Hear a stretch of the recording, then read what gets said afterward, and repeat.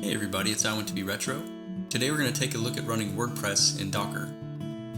To get started, log into the device where we're going to install Docker.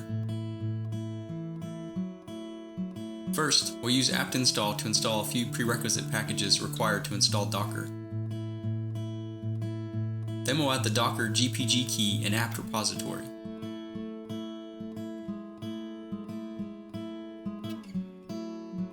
Now we can use apt-install to install Docker, Docker Compose, and Containerd.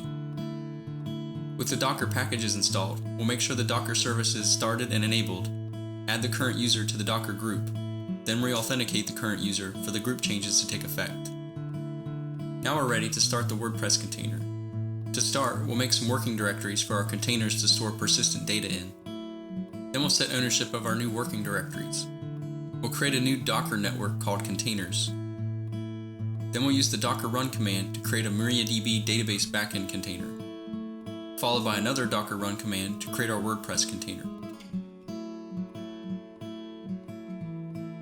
Open a web browser and navigate to the DNS or IP address of the Docker host, :8880. Select a language, then click Continue. Complete the form by entering a site title, then create an admin user account by entering a username, password, and email address.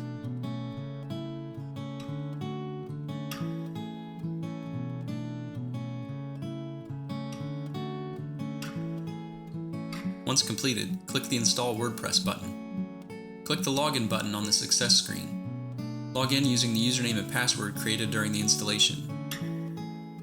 Welcome to WordPress, running containerized in Docker.